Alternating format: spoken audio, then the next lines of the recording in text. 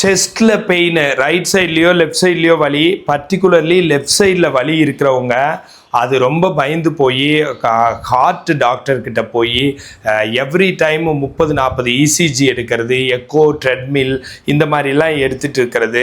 அதுக்கப்புறம் வந்து even stunt, அதுக்கு மேலே ப்ரொசீஜருக்கெல்லாம் போயிடுறது, ஓப்பன் ஹார்ட் சர்ஜரி வரைக்கும் போயிடுறாங்க, இல்லை ஆன்ஜியோகிராம் பண்ணி பார்க்குறாங்க. இந்த மாதிரி மிஸ் அண்டர்ஸ்டாண்ட் கன்ஃபியூஸ் ஆகிடுறாங்க. இது மாதிரி செஸ்ட் பெயின் வர்றவங்க ஆக்சுவலாக 95% பேத்துக்கு செஸ்ட் பெயின் வந்து சும்மா ஒரு மசில் பெயினாவோ இல்லை வந்து ஒரு இன்ஃப்ளமேஷன், இந்த ஸ்பைனல் கார்டில் பிரச்சனை வந்து அழுத்தம் வந்து அதிலிருந்து வந்த நோயினால் அங்கிருந்து தான் நர்வ்ஸ் எல்லாம் இங்கே பாஸ் ஆகுது, அதனாலேயோ தான் வந்திருக்கு. சிம்பிளாக எக்ஸசைஸ் பண்ணாலே சரியாயிடுது. இன்றைக்கி அது மாதிரி செஸ்ட்லேயோ பிரெஸ்ட்லேயோ வலிக்கிறவங்களும் அதனால் வர்ற பால்பிட்டேஷன் டக் டக் டக் டக்னு அடிக்கிறது, ஏன்னா செஸ்ட் பெயின் வந்த உடனே பயந்து போய் ஹார்ட் அட்டாக் தான் வந்துருச்சுன்னு வேகமாக ஹாஸ்பிட்டல் ஓடுற அளவுக்கு ஆயிடுறீங்க. அது மாதிரி ஆகிறதுனால என்ன ஆகுதுன்னா உங்களுக்கு பால்பிட்டேஷன் வந்துடுது. பால்பிட்டேஷன்னா இதய துடிப்பு அதிகமாகுது, உங்களுக்கு பயம் வர்றதுனால இதய துடிப்பு அதிகமாகுது. ஸோ இதையெல்லாம் கனெக்ட் பண்ணிக்கிட்டு நீங்கள் செஸ்ட் பெயின் வந்து கண்டிப்பாக இந்த செஸ்ட் பெயின் பேஷண்ட்ஸுக்கு வந்து எவ்வளோ சொன்னாலும் அவங்க மாறவே மாட்டாங்க. அவங்க வந்து இது இதய நோய் தான் அப்படின்னு முடிவோடு இருப்பாங்க. அதுவே ஒரு ஜாலியாக இருக்க மாட்டிருக்கு, ஒரு கவலையிலேயே அவங்களுக்கு ஒரு ஜாலியாக இருக்கு. சொன்னாலும் கேட்கறது இல்லை, அதுக்கு எக்ஸசைஸ் பண்ணுறது இல்லை, அது ஈஸியாக சரியாகும், ஒரு 10 நாளில் சரியாயிடும் அப்படின்னு சொன்னால் அந்த 10 நாள் பொறுமை இல்லாமல் அவங்க வந்து இல்லை இது ஹார்ட் ட்ரபிள் தான் 10 நாளில் சரியாகணும்னு சொல்கிறேனே, அப்புறம் ஹார்ட் ட்ரபிளாக இருந்தால் அது எப்படி சரியாகும்? 10 நாளில் எக்ஸசைஸில் அது போயிடும் சுத்தமாக. 3-4 நாள்லேயே வித்தியாசம் தெரியும். அதனால அந்த பொறுமை இல்லாமல் இருக்காதீங்க, மிஸ் அண்டர்ஸ்டாண்ட் பண்ணிக்காதீங்க. இப்போ சில எக்ஸசைஸ் அது போகிறதுக்குன்னு நான் சொல்லித்தரேன். 1 2 3 4 5 6 7 clockwise. 1 2 3 4 5 6 7 anti clockwise. இது 3 செட் செய்யுங்க. 1 2 3 4 5 6 7 clockwise. 1 2 3 4 5 6 7 anti clockwise. மூணாவது 1 2 3 4 5 6 7 clockwise. 1 2 3 4 5 6 7 anti clockwise. ஓகேங்களா? 3 செட்டு. ஓகேங்களா? 3 set clockwise and anti clockwise.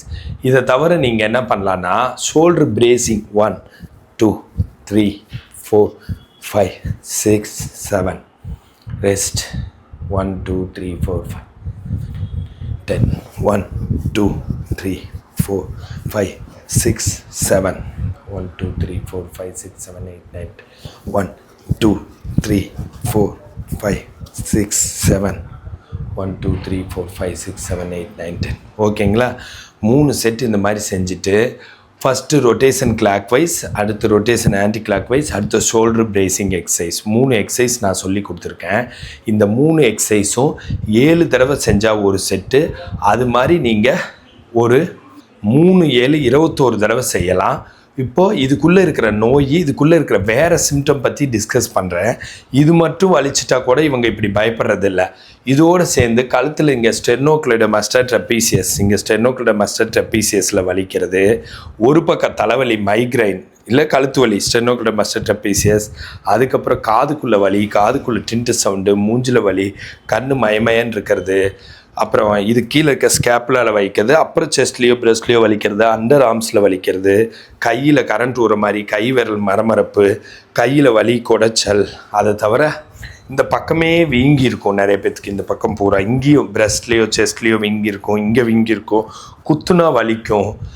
அப்புறம் வந்து இந்த ரிப்ஸில் ஸ்டர்னம் ரிப்ஸு, சைடில் இருக்க ரிப்ஸு இதில் வலிக்கிறது, காஸ்டோகாண்ட்ரைட்டிஸ், இன்ஃப்ளேம் ஆகிறது, நீர் கோர்த்துக்கிறது, மூச்சு விட கொஞ்சம் சிரமமாக இருக்கிறது. இதை தவிர வந்து தலை சுத்தல், giddiness, vomiting sensation, nausea, imbalance, அப்புறம் வேர்த்து போகிறது, இதெல்லாம் இருக்கிறதுனால தான் நீங்கள் வந்து ரொம்பவும் பயந்துடுறீங்க. இதயத்தோட மட்டும் கனெக்ட் பண்ணுறதில்ல, மூளையில் ஏதோ வந்துருச்சுன்னு நினச்சிக்கிறீங்க. மூளையை போய் ஸ்கேன் எடுக்கிறீங்க, எல்லாத்துக்குமே நார்மல் தான் வருது. அது எதுக்கு தான் எடுப்பீங்களோ? அப்புறமேலு இஎன்டியில் போய் பார்க்குறீங்க, இருக்கிற எல்லா சிம்டமில் ஒரு சிம்டமை மட்டும் டீல் பண்ணுறீங்க. அப்போ மற்றதெல்லாம் யார்?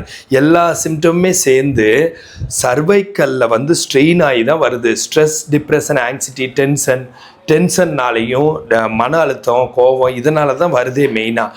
அதனால் இங்கே சர்வைக்கல்லில் போய் அஃபெக்ட் ஆகி சர்வைக்கோஜெனிக் பெயினாவோ, சர்வைக்கல் ஸ்பான்லைட்டிஸ், டிஸ்பல்ஸ், டிஸ்பொரோட்ரூசன், டிஸ்பொலாப்ஸ், பிரேக்கில் நியூராலஜி இந்த மாதிரி நோய்களில் வருது. அந்த நோயெல்லாம் என்னன்னு கேட்டால் கழுத்தில் அழுத்தம், கழுத்தில் ஸ்ட்ரெயின், கழுத்தில் எலும்பு தேய்மானம், கழுத்தில் ஜவ்வு வீங்கி, ஜவ்வு தொத்தி, ஜவ்வு விலகி, நரம்பு அழுத்திட்டு இருக்கிறது, இதனால எல்லாம் இது வருது. அதுதான் மெயின். அதை விட்டுட்டு வெறும் பால்பிட்டேஷனுக்கு தனியாக ட்ரீட்மெண்ட் எடுக்கிறது, வெறும் டினிட்டஸ் சவுண்டுக்கு தனியாக எடுக்கிறது, வெறும் இம்பேலன்ஸுக்கு போய் தனியாக எடுக்கிறதெல்லாம் முடியாது. இதில் சிலர்லாம் பிபி மெஷின் வாங்கி வச்சுட்டு பிபி ஹை, பிபி லோ, அப்புறம் வந்து இது சுகர் ஹை, சுகர் லோ அப்படி நினச்சிக்கிறீங்க. அதனாலையெல்லாம் இந்த சிம்டம்ஸ் எல்லாம் இப்படியெல்லாம் வராது. அதெல்லாம் ரேரு. 95% இதனால தான் வருது. எக்ஸசைஸ் பண்ணால் நல்லாயிடும். இந்த மாதிரி ஹெல்த் டிப்ஸ் வேணா என்னை ஃபாலோ பண்ணுங்கள். ஃபிசியோதெரப்பி கன்சல்டேஷன் வேணா கால் பண்ணுங்கள். இந்த மாதிரி கிளாஸஸ் நானும் எங்கிட்ட 21 ஃபிசியோதெரப்பி டாக்டர்ஸ் வேலை பார்க்குறாங்க. 24 ஹவர்ஸும் எடுத்துகிட்ருக்குறோம். நானே 16 மணி நேரம் அதுக்குள்ளே கிளாஸஸ் எடுப்பேன். காலையில் 6லேருந்து நைட் 10 வரைக்கும் நான் இருப்பேன் இந்தியன் டைமு. மொத்தம் என்னோடய ஸ்டாஃப்ஸ் வந்து எந்நேரமே இருப்பாங்க. 21 பேர், 16 பேர் லேடி ஃபிசியோதெரபிஸ்ட்டு, 5 பேர் ஜென்ஸ் ஃபிசியோதெரபிஸ்ட். நாங்கள் வந்து எந்நேரமே 1 hour கிளாஸ் எடுக்கிறோம். 10 நாளைக்கு இதுக்கு எக்ஸசைஸ் சொல்லி கொடுத்து க்யூர் பண்ணுறோம். உலகத்தில் பல நாட்டிலேருந்து வந்து எடுத்துக்கிறாங்க. ஸோ இந்த மாதிரி வேணும்னா என்னை கான்டாக்ட் பண்ணுங்கள். This Prakash physiotherapist.